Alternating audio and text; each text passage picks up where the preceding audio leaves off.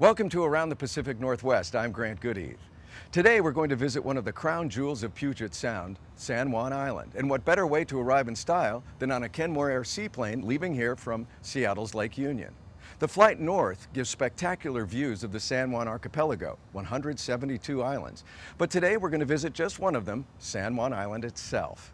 Now you can get there by boat or private plane, but the regularly scheduled flights on Kenmore Air will get you there in just 45 minutes.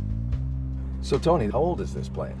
Because I can see it's a little nicely worn. It is. Grant, this plane is just over 50 years old. It was manufactured about 1954. A lot of the Beavers were manufactured in the 40s and 50s. And this particular model, or this particular aircraft, was the last manufactured aircraft of the Beaver fleet. So this is going to be an historic flight. Definitely a historic flight. Now, just a couple years ago, we were lucky enough that Kenmore restored this airplane to like pristine condition, like new condition for us. So it really is one of the pride and joys of the fleet. You can see that. And how long have you been flying? I've been flying for just about 12 years now. That's and good. 6 with Kenmore.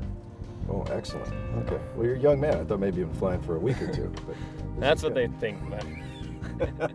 Now, what do we expect to see on our flight up to San Juan Island? Definitely most of the Puget Sound. We're going to exit out of here, Lake Union, start up through Puget Sound, the west side of Whidbey Island, Admiralty Inlet, over the Strait of Juan de Fuca. And of course, we'll get to see several of the San Juan Islands, including Orcas Island, San Juan Island, and Lopez Island.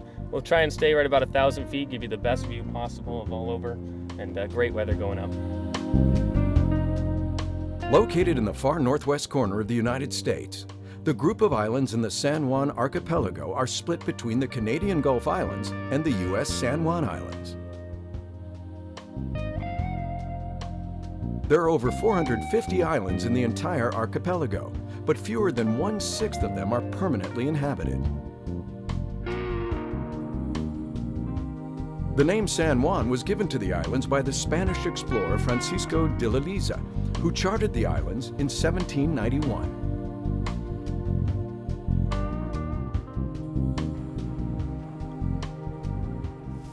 Here we are in Friday Harbor, which is the first port of call for most visitors to San Juan Island. And many of the full-time residents here, 8,000 or so, will admit to falling in love at first sight. And Friday Harbor is where all the magic begins. San Juan Island is the second largest and most populous of the San Juan Islands, with a land area in excess of 55 square miles. And Friday Harbor is the largest population center of the island.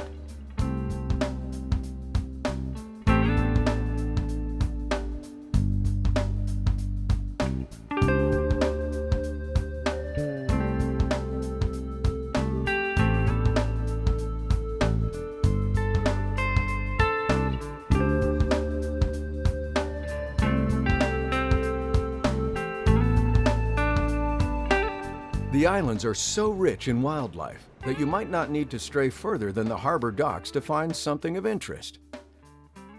Popeye is a longtime resident of Friday Harbor who rarely turns his nose up at a nice fish supper. If you arrive on San Juan Island by ferry or seaplane and you want another fun way to travel around the island, there's nothing better than a moped. Right here from Susies Mopeds. Susie, tell me, how did you start this place? Well, it was a small existing business in 1986. I was commercial fishing up here, walked by every day, bought the business. 26 years later, here we are. 26 years of mopeds. Yes. And how have they changed since they started? At the beginning, we just had mopeds, and then in 2001, we got some little scoot cars. We've replaced them with the little scoot coupes that you'll be driving today. Yeah. And then just things keep changing. And this is great. And do you get people who say this is probably one of the best things they did while they're on the island, right? Oh, absolutely. We have repeat customers year after year. They just love these things. They make reservations. It's like a yearly trek from the Seattle area or whatever, just to come up and do our equipment. And I do love these new scoot coupes. They're just a kick in the pants. When we ever have guests up, we go out in the scoot coupes. We love them. They're just almost the size of a smart car, so. Almost, maybe not quite. Don't go quite as fast, but they're just great. They're just great. Well, I can't wait. It looks like it's going to be truly a fun way to get around. So let's get you on the road. Okay, let's go. Okay. See you a little later. Thanks so much, Susie. Woohoo! Hi there.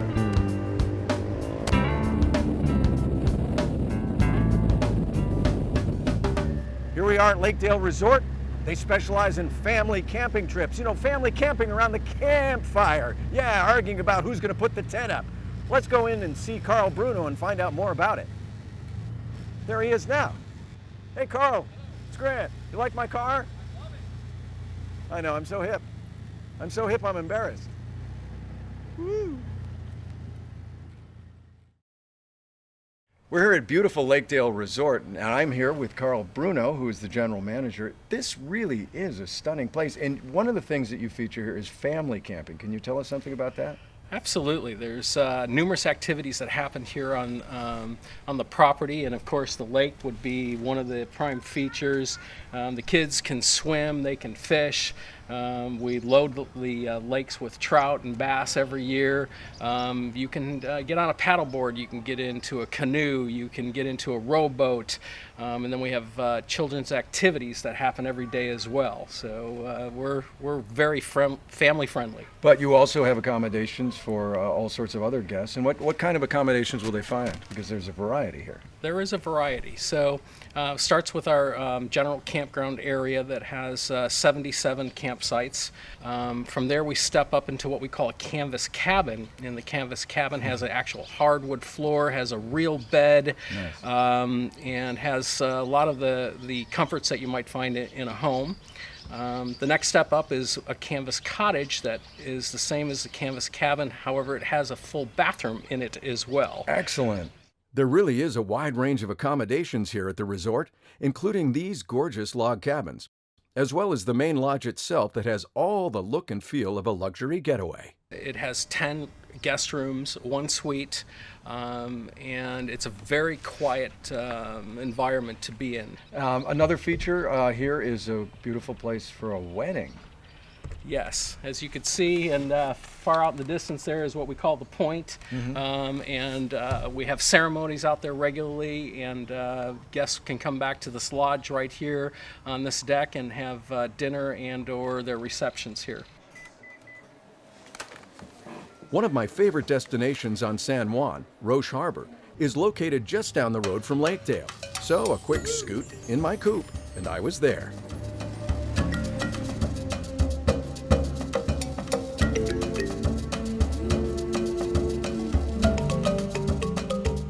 Okay, old Nellie. Here we are at Roche Harbor, which during the summer, of course, is a great place to dock your boat. They've got artist booths all the way up and down here, great restaurants, and it's a real festive, wonderful place to visit. Yeah, I'm gonna go explore. Located on the northwest side of the island, Roche Harbor provides one of the better protected anchorages on the island and is mostly 35 to 45 feet deep. Designated as a port of entry for pleasure boats, there is a Customs and Border Protection Agency here, with agents on duty throughout the summer months. This is really one of the best places to come on San Juan Island. Friday Harbor has its own unique feel, but here, Roche Harbor, it's what summer's all about.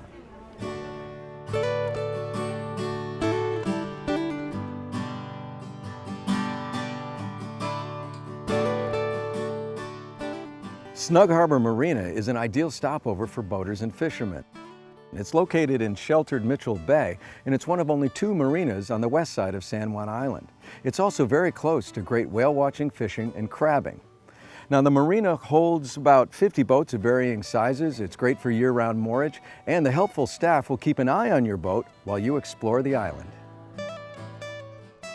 So I'm here with Ken Christensen, and he is the manager here at Snug Harbor Marina and Resort. This is a great, beautiful place.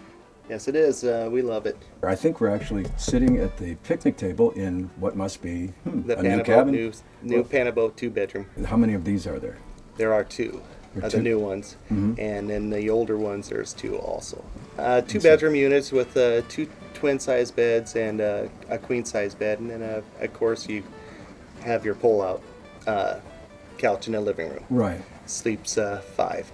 And what kind of things can people expect right here in the resort? Great wildlife, absolutely beautiful people, a service that we like to say it's the best. And wildlife, give me some specific examples. Oh, whales just outside the harbor today. Of course, the eagles, the seals, otters, all over the place. Just a walk on a beach. Right. And occasionally a crazy family, and you can call them wildlife as well. Yes, of course.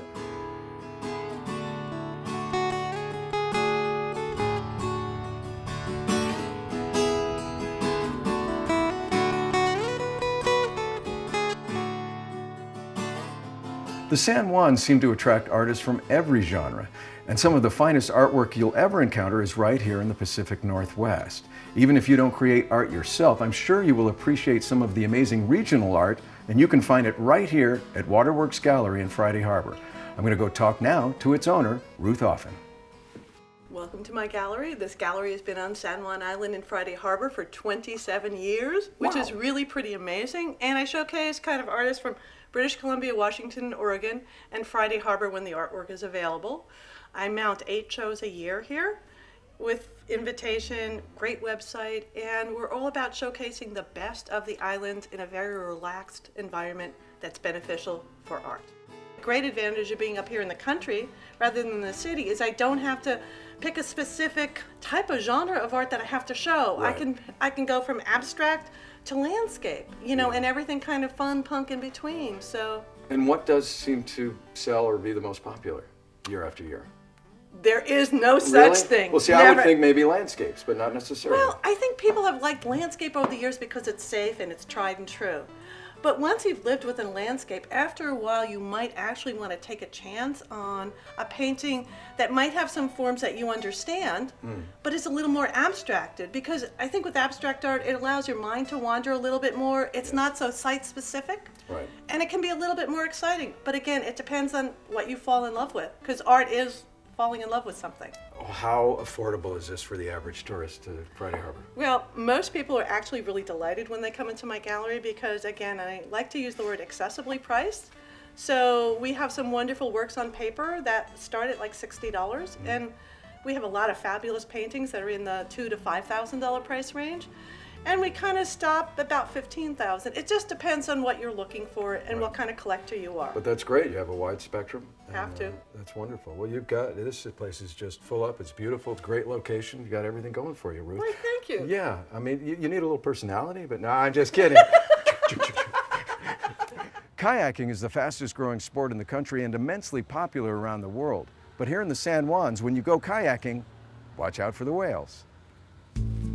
I'm here with Jason Gutter from Discovery Sea Kayaks. And Jason, what are some of the surprising things people might see out there when they're kayaking? Well, when people come here, mainly they're looking for an experience with killer whales.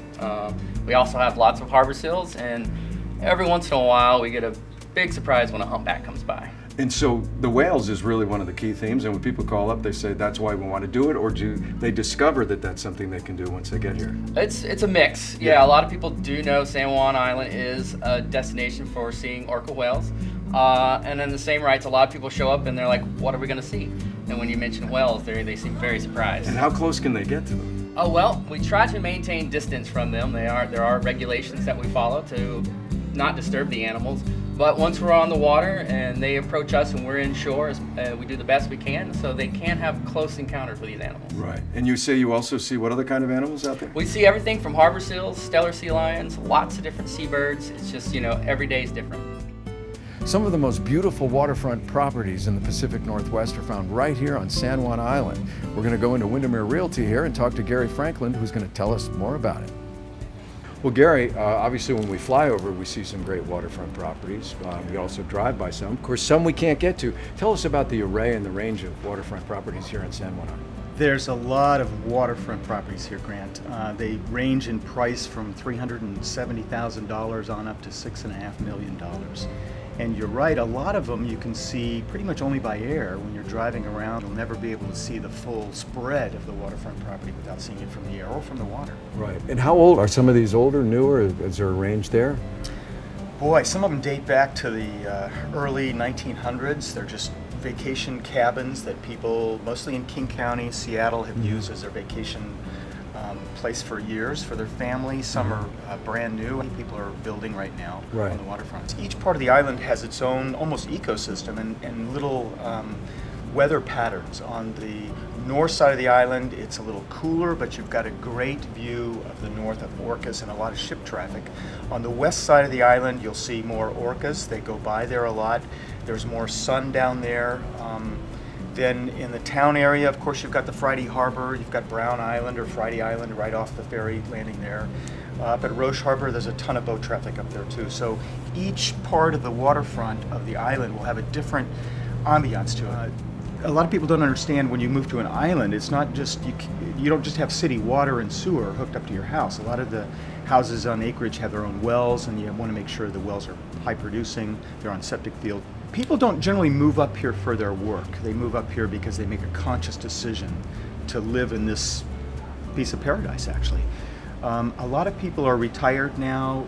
As the King County area, the real estate market comes up there, they're able to sell their home, then they can come up here and buy a second home or their retirement place. If you're a buyer looking for a good deal, there are a lot of good deals here on the island. San Juan Island offers a wide array of accommodations from camping to luxury penthouse suites.